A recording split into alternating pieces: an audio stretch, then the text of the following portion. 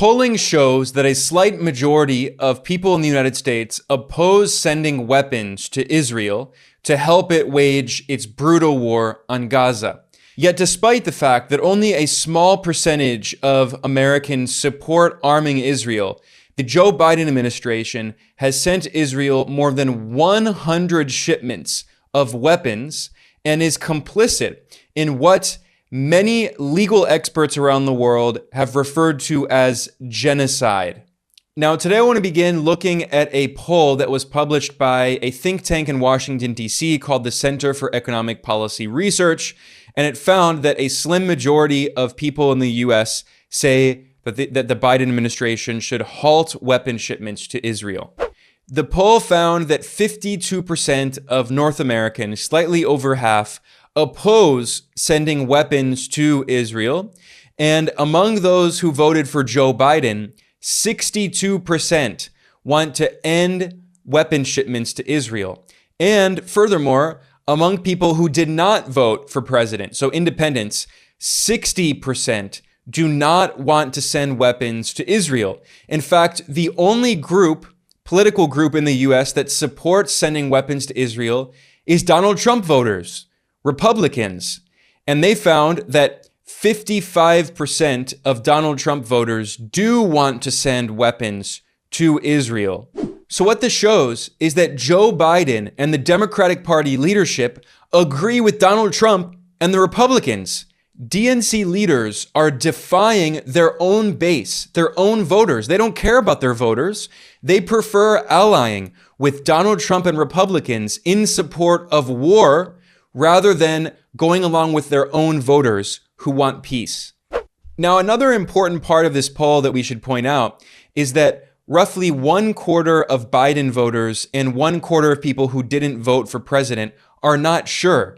They don't know if the U.S. should continue selling weapons to Israel or should stop. So in fact, the 62% of Biden voters who oppose sending weapons to Israel, that number is even higher because it's actually 62% out of 76% of people who actually had a response. Only 14% of Biden voters support continued weapon shipments to Israel. And only 17% of people who did not vote for president support sending weapons to Israel. This is not a democracy. This shows that the only people in the US whose political positions are represented by the government are Donald Trump voters, are far-right Republicans. They're the only ones represented truly by the US government. This was confirmed by another poll that was conducted in January by The Economist magazine, which is a right-wing magazine, very pro-Israel. And they did a poll that found that more than 1/3 of North Americans believe Israel is committing genocide. Their poll found that 35% of North Americans say Israel is committing genocide, 36% say Israel's not, and 29% are undecided. Now, furthermore, if you look at young North Americans between ages 18 and 29, 49%, half, say Israel is committing genocide. Only 24%, 1/4 of young North Americans disagree, and 27% were uncertain. Furthermore, among registered Democrats, Biden voters, 49%, half say Israel is committing genocide. Only 21% disagree, and 30% are undecided. So once again, Biden and the DNC leadership are defying their own base. Half of Democrats say Israel is committing genocide. And instead, the Democratic leaders agree with the Republicans. 57% of Republicans do not think Israel is committing genocide. 18% say Israel is committing genocide. And 1/4 are unsure. So again, the only people represented by the government are far-right Trump-supporting Republicans. Israel has rapidly lost support among Democrats and among young people in the United States. The main bastion of support for Israel is the Republican Party, but the Democratic Party doesn't care what its voters want. They only care what the military-industrial complex wants, what big corporations that fund them want, and what the U.S. empire wants. They only care about what's in the interest of the U.S. empire.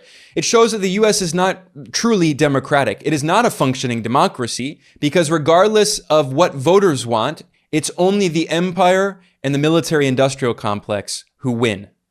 The top legal authority of the United Nations, the International Court of Justice at The Hague, ruled in January that there is sufficient evidence to investigate Israel on charges of genocide. The ICJ said that the allegations of genocide are, quote, plausible. The top UN expert on the right to food said very clearly that Israel is committing genocide. I am reading here from a report in the mainstream British newspaper, The Guardian. The headline is, Israel is deliberately starving Palestinians, UN rights expert says, and the article notes, quote, Israel is intentionally starving Palestinians and should be held accountable for war crimes and genocide, according to the UN's leading expert on the right to food. In fact, a federal court in the United States also said that it is plausible to charge Israel with genocide. I'm reading again from The Guardian, quote, a federal court in California has ruled that Israel's military campaign in Gaza plausibly amounts to genocide, but dismissed a case aimed at stopping U.S. military support for Israel as being outside the court's jurisdiction. And this was a case that was brought by Palestinian human rights groups against U.S. President Joe Biden, Secretary of State Antony Blinken, and Defense Secretary Lloyd Austin. And the U.S. judge in this case wrote, quote, as the International Court of Justice has found, it is plausible that Israel's conduct amounts to genocide, but he wasn't able to order the federal U.S. government to stop arming Israel to carry out this genocide.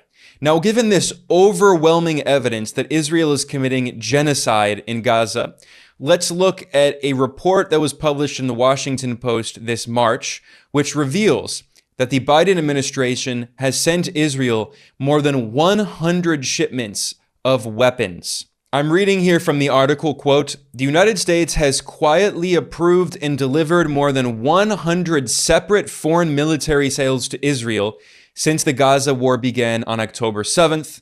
These include thousands of precision-guided munitions, small-diameter bombs, bunker busters, small arms, and other lethal aid. The report notes that previously only 2 arms sales had been disclosed, which included hundreds of millions of dollars of weapons. And in those cases, the Biden administration bypassed Congress to approve the packages by invoking emergency authority to prevent Congress from having oversight, to prevent any democratic oversight of arming Israel while it commits genocide.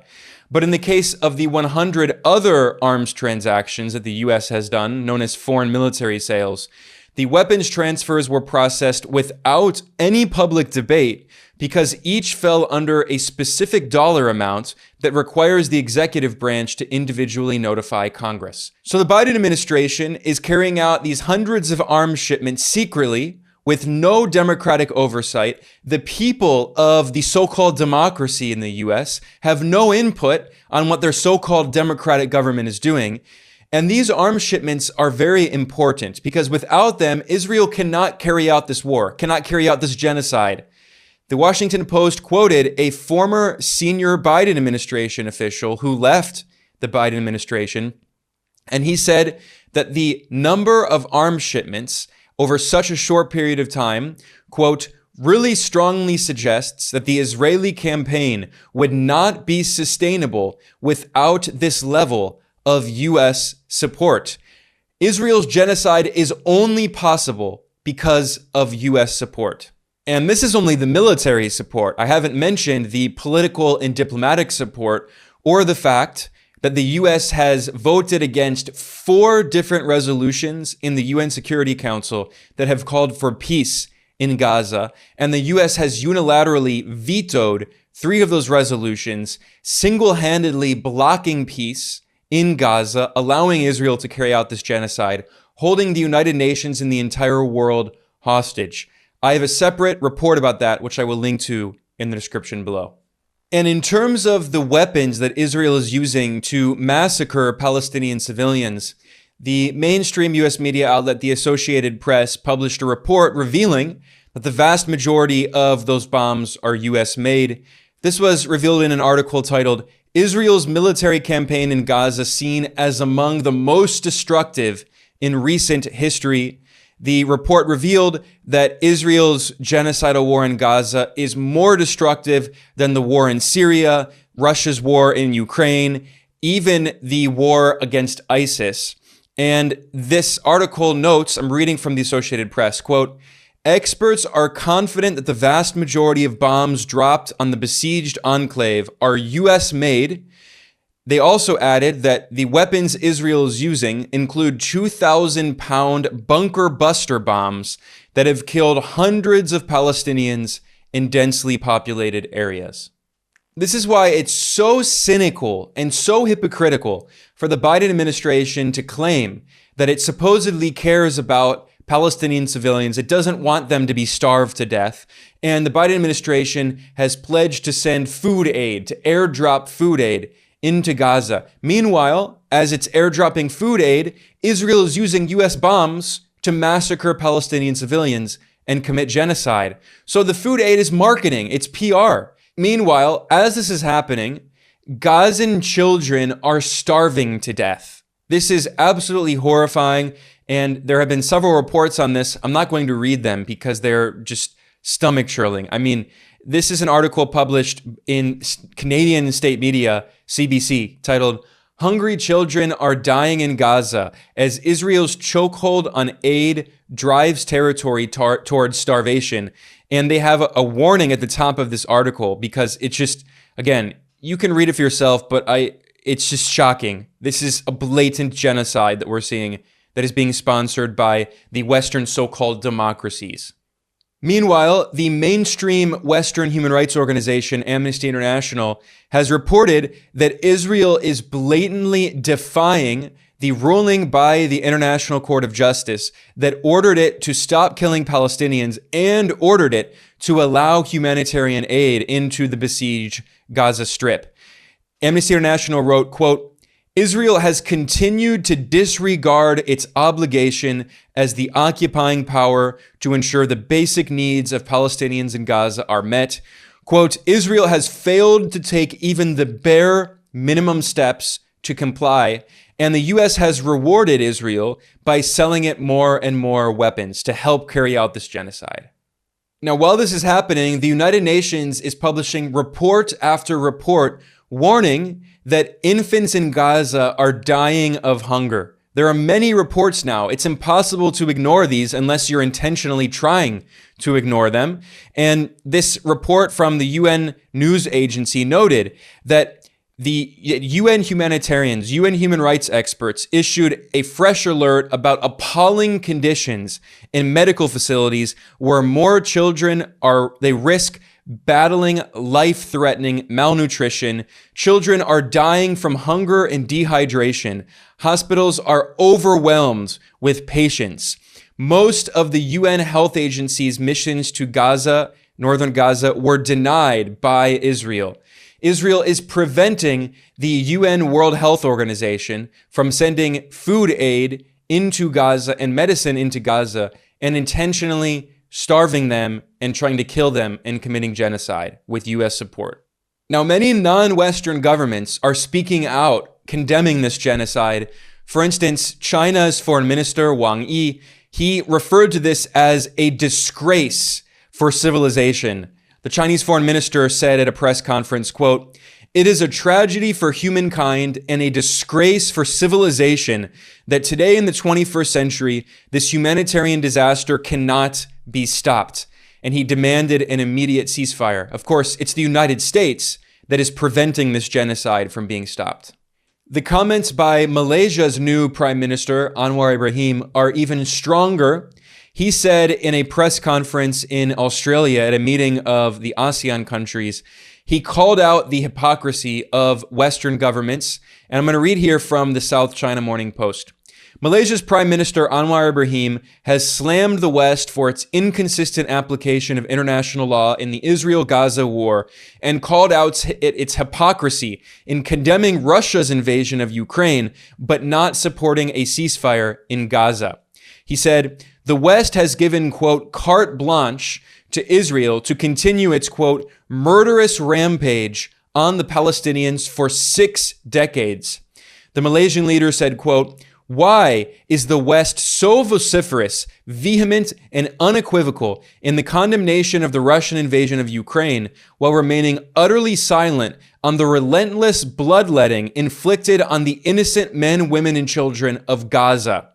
He said, "Unfortunately, the gut-wrenching tragedy that continues to unfold in the Gaza Strip has laid bare the self-serving nature of the much vaunted rules-based order."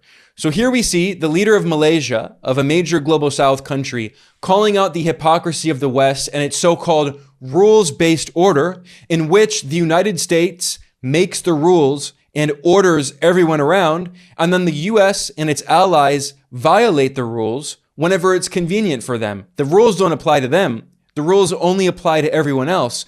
And when US allies like Israel want to commit genocide, the US will protect them and send them hundreds of arms shipments and block resolutions in the Security Council to facilitate their continued war crimes and massacres. This is the reality of the international rules-based order. This is the reality of the West. When you hear Western governments talk about democracy and human rights, never forget this. This is not the first genocide they've sponsored. It won't be the last.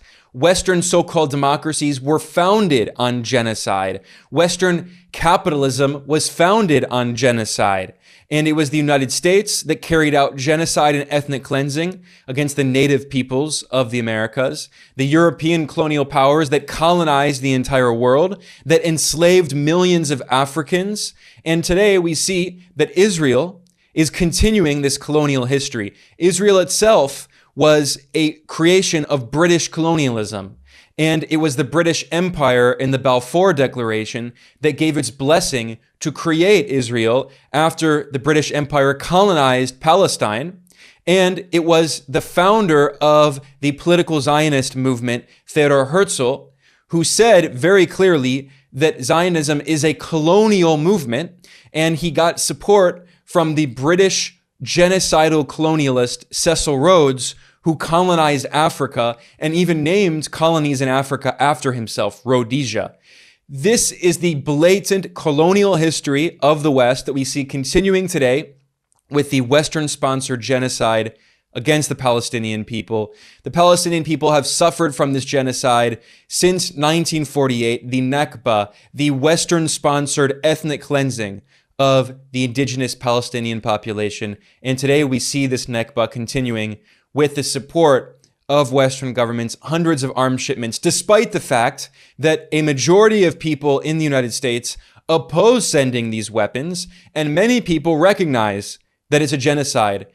But the US government is not a democracy. It does not represent the people it claims to represent. It only represents the interests of big capitalists, big corporations, of Wall Street, and it is not a normal country. It is an empire. And we see that Israel is an inextricable part of the US empire, and that's why the US has been so desperate in propping up this fascistic apartheid regime as it's committing genocide, as the entire world can see, and basically all countries on earth, the vast majority, are condemning this, but only the West and a few allies are supporting it. On that note, I'm going to end here. I wish I could be less pessimistic, but the situation is very dire. I want to thank everyone for joining me today. This is Geopolitical Economy Report. Please like and subscribe. Please share. And I will see you next time. Thanks a lot for watching.